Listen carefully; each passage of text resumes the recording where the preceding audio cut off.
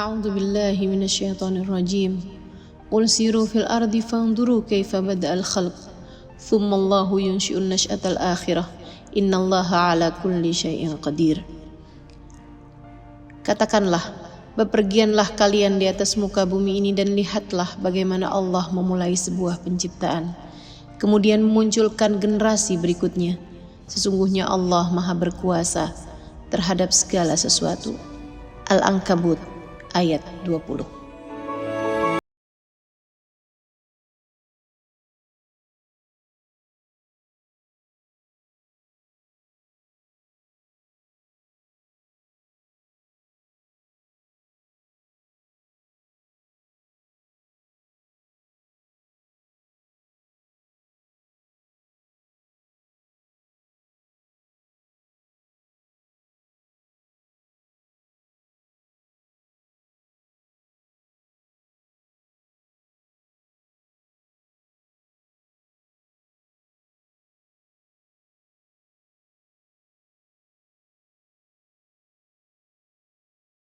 Tak ada perbedaan berarti dalam pemeriksaan bandara sebelum dan di masa pandemi, selain tambahan pemeriksaan hasil swab dan suhu tubuh.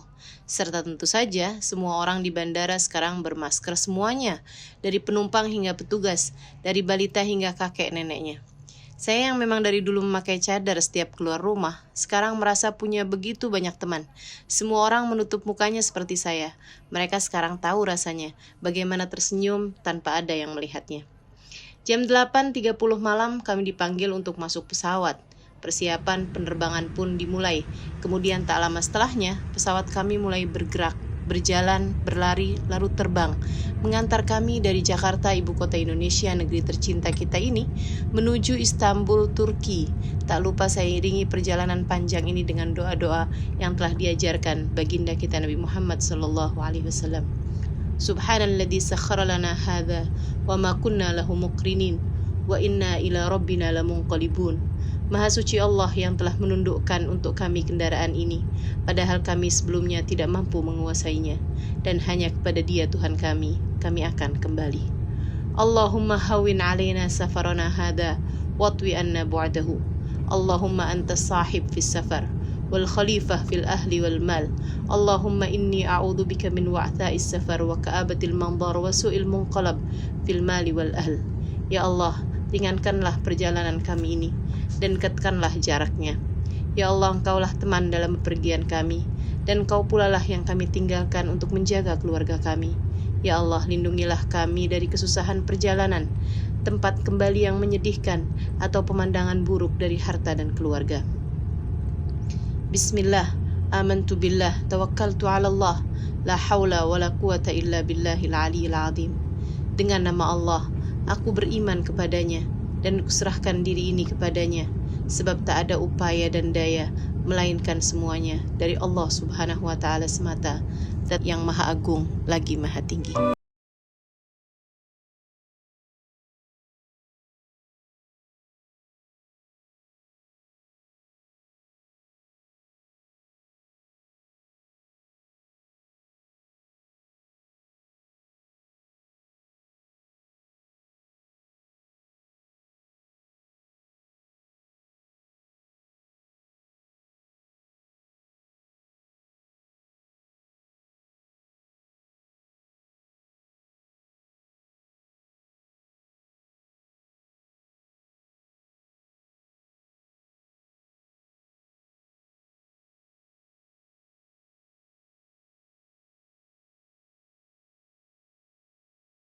Dan tepat semalaman pun saya jalani tanpa terasa.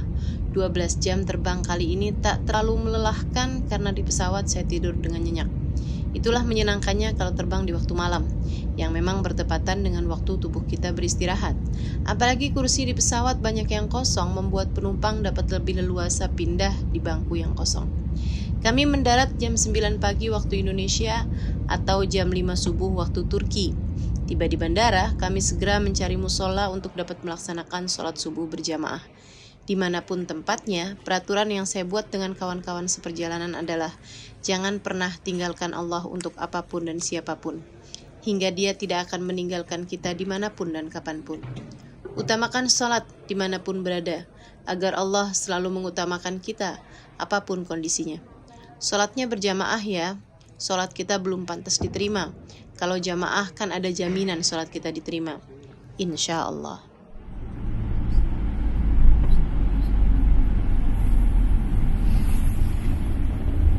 Sekeluar bandara kami disambut hujan gerimis. Perpaduan dinginnya pagi dan dinginnya hujan membuat suhu di pagi itu mencapai 3 derajat Celcius. Dinginnya terasa sampai ke tulang, membuat saya yang baru di hari pertama perjalanan sudah merindukan kehangatan kota Jakarta. Dijemput tour guide kami seorang pelajar Indonesia di Turki, kami mengendarai bis menuju hotel yang sudah kami booking. Hotel yang kami booking ternyata hotel lokal yang kekeluargaan. Meskipun kami datang pagi hari sekitar jam 8-an, yang tentunya masih jauh dari waktunya check-in hotel pada umumnya yaitu jam 1 siang, mereka tetap memberi kami kunci untuk bisa segera masuk kamar hotel. Bahkan mereka telah pula mempersiapkan sarapan bagi kami. Dengan dekorasi hotel yang lebih mirip rumah tua, lengkap dengan perapian dan rak buku, saya serasa tidak masuk hotel tapi datang ke rumah kawan lama. Alhamdulillah ya Allah, terima kasih atas jamuan indahmu dimanapun kami berada. Selalu menyenangkan menjadi hambamu, yang dimanapun berada selalu bertemu dengan hambamu, dan kemanapun pergi, sejatuhnya sedang berada di tanah milikmu.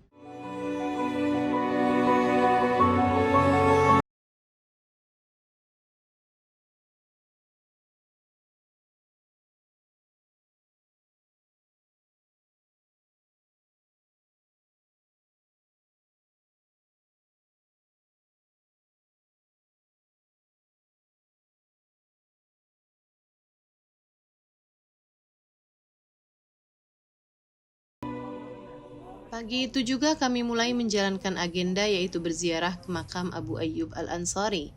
Sebagai seorang muslim, tentu nama Abu Ayyub sudah tak asing lagi di telinga kita. Sahabat Ansor yang rumahnya menjadi tempat tinggal Nabi kalau beliau hijrah ke Madinah ini memang dikenal sebagai pejuang yang sangat ingin dikebumikan sebagai syahid di tempat terjauh yang dapat beliau jangkau. Hingga aku datang menghadap Allah dan berkata, aku telah melaksanakan amanahmu untuk membawa agama ini ke penjuru dunia. Beliau gugur sebagai syahid pada masa kekhalifahan Umar bin Khattab dalam pasukan yang beliau kirim ke Istanbul, Turki, yang kala itu masih bernama Konstantinopel. Kami sampai di sana masih dalam gerimis membasahi bumi. Ternyata di masa pandemi ini, berziarah di makam beliau hanya diperbolehkan sambil berjalan melintasi bagian dalam makam beliau saja. Yang ternyata di dalam sana juga terdapat beberapa peninggalan Nabi Muhammad alaihissalam berupa rambut dan janggut beliau sallallahu alaihi wasallam. Sekeluar dari makam, kami menuju masjid yang dibangun oleh pemerintah dengan nama Abu Ayyub. Di sana kami sholat duha karena waktu duhur belum tiba. Di luar pintu pagar masjid, tepatnya di antara masjid dan makam, terdapat pohon besar yang ternyata orang Turki banyak yang berdiri di depan sana sambil berdoa. Saya pun menanyakan hal itu kepada guide kami. Makam Abu Ayyub penandanya adalah pohon ini, katanya. Karenanya warga Turki justru meyakini bahwa jenazah Abu Ayyub justru ada di bawah pohon ini. Mereka justru berziarah dan berdoa di sini. Jawabannya membuat saya kembali membaca doa dan mengirimkan Fatihah kepada beliau di sana. Wahai sahabat Nabi, bagaimana cara kami membalas kebaikanmu kepada baginda kami Nabi Muhammad alaihissalam? Semoga suatu hari nanti kita dapat bertemu dalam tempat yang lebih indah di surganya. Amin.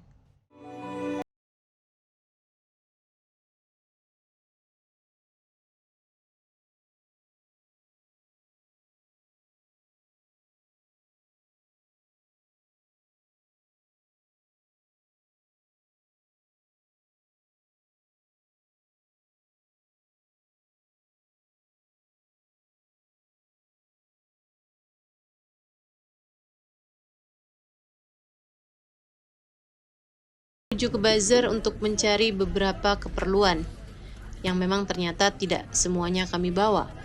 Kami sholat jamak takdim di dekat masjid sana dan makan siang yang kesorean di kafe-kafe yang berjejer di daerah sana. Kemudian pulang ke hotel sebelum maghrib tiba.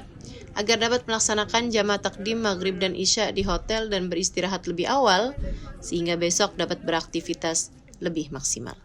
Keesokan harinya, hari kedua di Turki bertepatan dengan hari Jumat. Pagi itu kami keluar berjalan kaki menuju Istana Topkapi, karena hotel kami memang hanya beberapa ratus meter dari Masjid Blue Mosque yang berdekatan dengan istana yang kini menjadi museum itu. Ini adalah museum paling menyenangkan sekaligus paling saya rindukan. Bagaimana tidak, di dalam museum yang dibangun sebagai istana pada tahun 1470 oleh Sultan Mahmud dari dinasti Utsmaniyah, kemudian dialihfungsikan menjadi museum pada tahun 1924 ini, terdapat banyak sekali barang-barang keramat. Bukan hanya peninggalan raja-raja Turki pada zaman dahulu saja, melainkan juga terdapat peninggalan para sahabat, para nabi, dan peninggalan baginda kita Nabi besar Muhammad SAW dan keluarganya. Kabarnya, benda-benda keramat milik Nabi Muhammad, keluarga, dan para sahabat ini dulunya disimpan di Madinah. Namun ketika Wahabi melakukan perusakan di akhir tahun abad 18, mereka menyelamatkan barang-barang tersebut dan dibawa ke Istana Topkapi. Di Museum Topkapi ini ada pedang Nabi Daud alaihissalam, tongkat Nabi Musa, jubah Nabi Yusuf, pedang para sahabat dari Ukasha, Khalid ibn Walid hingga Sayyidina Ali dan Sayyidina Abu Bakar As-Siddiq. Di sini juga terdapat pedang Nabi Muhammad SAW, panah beliau, surat-surat beliau, hingga rambut beliau SAW. Bahkan patahan gigi ketika beliau perang Uhud sekalipun tersimpan rapi di sana. Silahkan bayangkan bagaimana kamu memandang barang-barang tersebut. Sungguh pemandangan yang tak akan mudah terlupakan seumur hidupmu, bukan? Di sini juga terdapat baju beliau dan mantel beliau SAW. Juga baju Sayyidah Fatimah Az-Zahra putri beliau. Dan salah satu barang yang membuat saya ketika memandangnya mengharu biru adalah kotak simpanan barang milik Sayyidah Fatimah. Semacam kotak tempat biasanya anak gadis menyimpan jepit, ikat rambut, peniti, dan aksesoris lainnya. Biasa saja sebenarnya, namun membayangkan bahwa kotak itu menjadi semacam teman yang mengiringi langkah kehidupan seorang wanita, pemimpin surga, putri kesayangan baginda Nabi Muhammad SAW, memandangnya membuat saya ingin menjadi kotak itu dan hidup di masa 1400 tahun yang lalu. Sayangnya, di dalam sana saya tidak diperkenankan untuk mengambil gambar. Jadi silahkan membayangkannya sendiri sambil serius berdoa. Semoga suatu hari nanti Allah menyampaikanmu ke sana. Dan semoga suatu hari nanti matamu diizinkan Allah untuk dapat memandangnya.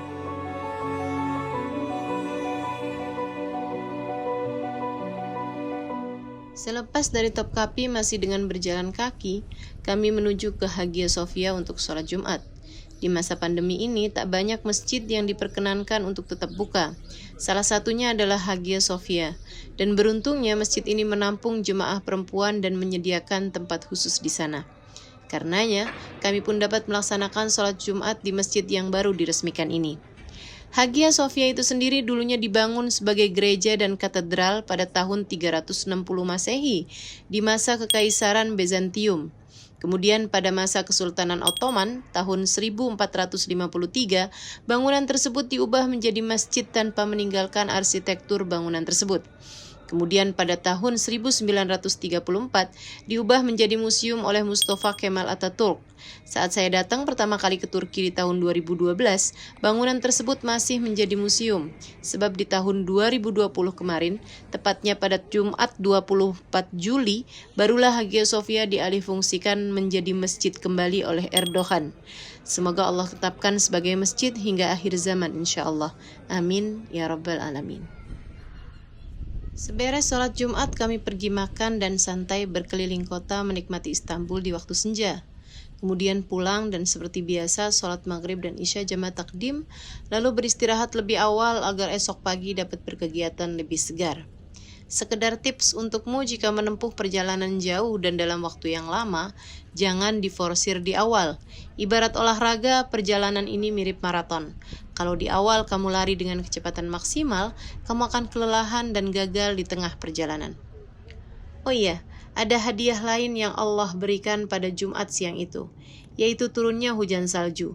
Jujur saja, dari dulu saya ingin sekali melihat dan merasakan hujan salju, tapi saya tak tahan cuaca dingin.